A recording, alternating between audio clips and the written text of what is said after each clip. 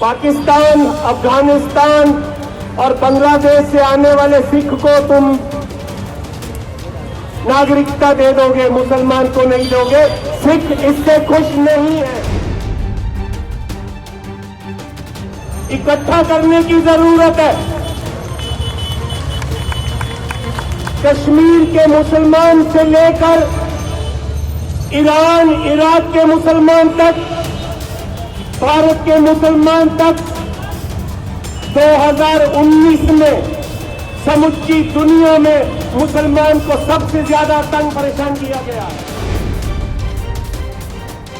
जब यहां पर कश्मीरी मुस्लिम अफजल गुरु को फांसी लग रही थी तो आप सब चुप थे। जब बाबरी मस्जिद का फैसला आया तब भी आप चुप थे। और आपके पास 4 साल है। हर मुसलमान के घर में, हर सिख के घर में, अकलियतों के सभी लोगों के घर में, दलितों के घर में, लताड़े हुए हिंदुओं के घर में ये आवाज पहुंचाए कि हम किसी उस पार्टी के साथ बिल्कुल साथ नहीं देंगे जो नफरत की आंधी यहां पर लेके आती है।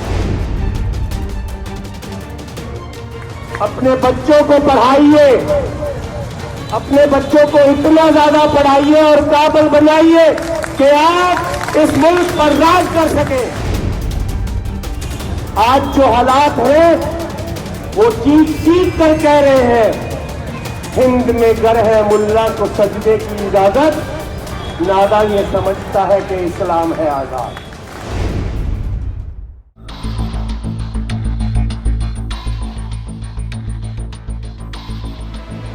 मुद्दतें गुजरी रंज गम सहते हुए, शर्म सी आती है इस वतन को वतन कहते हुए।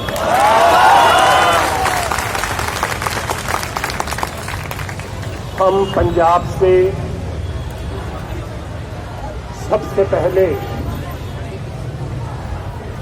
उस बच्चे के साथ हमदर्दी प्रकट करने आए जिसने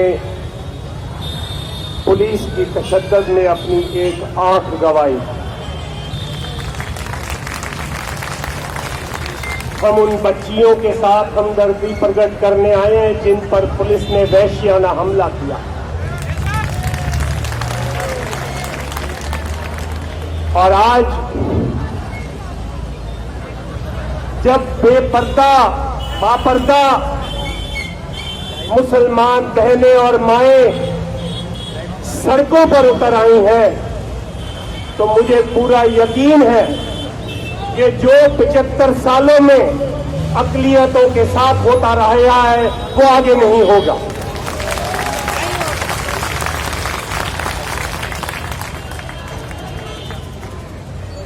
मैं आपके साथ कुछ बातें करने आया हूं कि किस तरीके से अकलियतों को लड़ाया जाता है।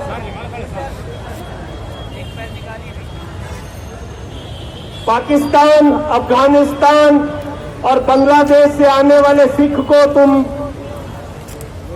नागरिकता दे दोगे, मुसलमान को नहीं दोगे। सिख इससे खुश नहीं है।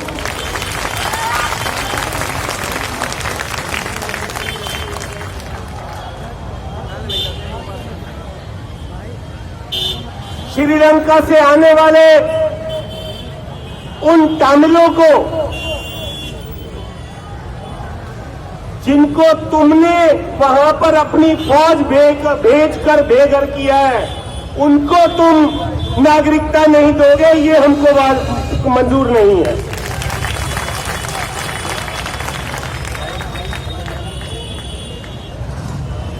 आज मुसलमान आगुओं को, मेरे से पहले जो वक्ता बोल के गए उन्होंने कहा कि मायूसी से हटकर उनमें ताकत आई है, लेकिन आज उस ताकत को संजोने की जरूरत है, इकट्ठा करने की जरूरत है। कश्मीर के मुसलमान से लेकर ईरान, इराक के मुसलमान तक, भारत के मुसलमान तक 2019 में समुच्ची दुनिया में मुसलमान को सबसे ज्यादा तंग परेशान किया गया है। इसको हमने अंडू करना है, इसको आपने अंडू करना है। और हम इसलिए आए हैं कि भगत कबीर जी ने हमें सिखाया है, जो पड़ोसी के हुआ सो अपने भी जान। इसलिए हम आए हैं, हमको पता है। और मैं आपको कुछ बातें ये भी कहना चाहता हूं कि ये बिल क्यों आया, कैसे आया।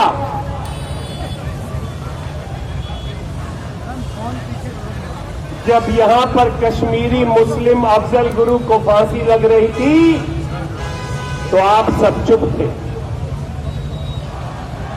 आप चुप थे। आपने कहा लगने दो। जब बाबरी मस्जिद का फैसला आया तब भी आप चुप थे। और उनके हौसले बढ़ गए और उस हौसले की वजह से उन्होंने कहा कि शायद अब मौका आ गया है मुसलमान को रोन दिया जाए। और लेकिन जो जामिया मिलिया में तशद्दुद हुआ और जिस तरीके से यहां की बच्चियों ने प्रोटेस्ट शुरू किया है यहां पर शाहीन बाग में और पूरे हिंदुस्तान में, आपने एक सिग्नल दिया है। वो सिग्नल है कि हम 2024 का भी इंतजार नहीं करेंगे। अगली आने वाली सरकार इन दो लोगों की बिल्कुल नहीं होगी। और आपके पास 4 साल है। हर मुसलमान के घर में, हर सिख के घर में, अकलियतों के सभी लोगों के घर में, दलितों के घर में, लताड़े हुए हिंदुओं के घर में ये आवाज पहुंचाए कि हम किसी उस पार्टी के साथ बिल्कुल साथ नहीं देंगे जो नफरत की आंधी यहां पर लेके आती है।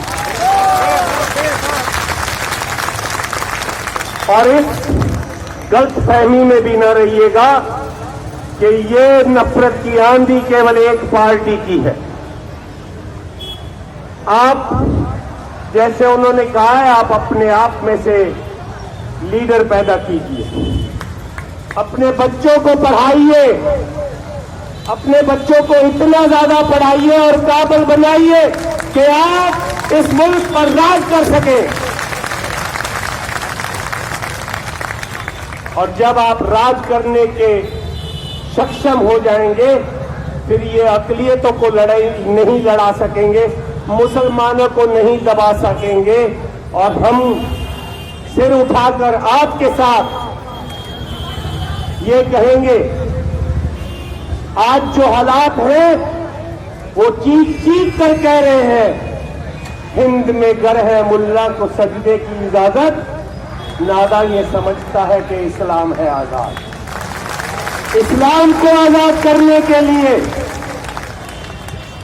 हर अकलियत का अपना धर्म इस्टेब्लिश करने के लिए हमको एकजुट होना पड़ेगा। इस तरीके से एकजुट होना पड़ेगा जैसे इन्होंने कहा 370 के बारे में। केवल 370 नहीं, पिछले 30 सालों से हम जितनी हमारी क्षमता है कश्मीर के मुसलमानों के हक के लिए आवाज उठाते रहे, आज भी उठाएंगे। और मैं आपसे विनती करता हूं कि केवल हिंदुस्तान तक न सीमित रह के कश्मीर के मुसलमानों के लिए भी आप हा का नारा जरूर मारिए। जब आप अपनी लड़ाई को एक पूरे चौगिरदे में फैला दोगे, अगर पंजाब में हमारे पर हमला होगा तो आप इसी तरीके से वहां पहुंचेंगे। तो आज हम अगर 20 लोग आए हैं तो कल अगर ये सीएए वापस नहीं होता तो हम 2000 लोग आएंगे, 30,000 लोग आएंगे और हम यकीनी बनाएंगे और दुनिया को बता देंगे कि हम मुसलमान भाइयों और बहनों पर जुल्म नहीं होने देंगे और इस कानून का डटवा विरोध करेंगे। आमीन। बोले तो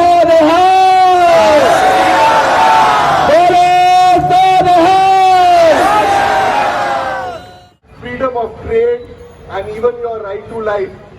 आज की डेट से debit card transaction, credit card transaction कुछ भी नहीं हो सकती इंटरनेट के बिना, और इस पे एक रिफॉर्म आना बहुत जरूरी है। ये बोल के मैं आपको ये समझाना चाहूंगा कि क्यों टेक्नोलॉजी इतनी अहम हो गई है हमारे जीवन से और क्यों सरकार इसको अपनी मुट्ठी में लेना चाहती है। क्योंकि सरकार की नीतियां जो है आज की डेट में ज्यादातर डिजिटल इंडिया के रूप में है।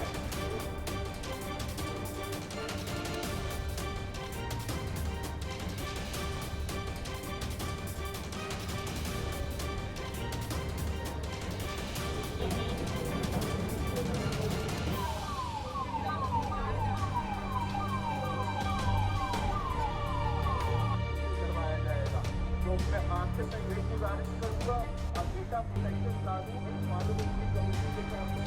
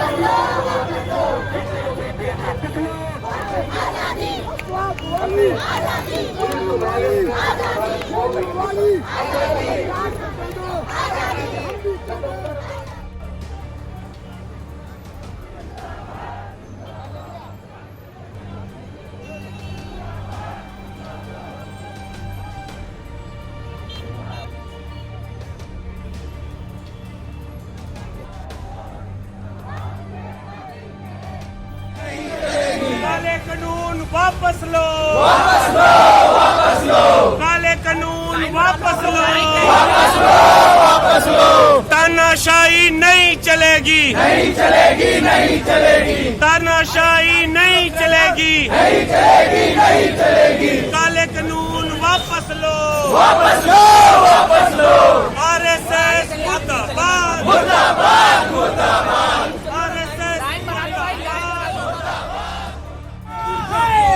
हाय हाय हाय हाय मोदी योगी हाय हाय हाय हाय हाय हाय आजादी आजादी आजादी दो में पीछे आजादी आजादी हमारी आजादी है, इज्जत हमारी आजादी, हम लेके रहेंगे आजादी। आरएसएस से हम लेकर रहेंगे, हम जी निकलेंगे, हम लेकर रहेंगे। सारे बोलो सब क्या चाहते हैं, मैं क्या चाहता हूँ, हम लेकर रहेंगे। है दिल की धड़कन आजादी, आंखों की रोशनी आजादी, है दिल की धड़कन आजादी, आंखों की रोशनी आजादी, संविधान वाली आजादी, संविधान वाली आजादी,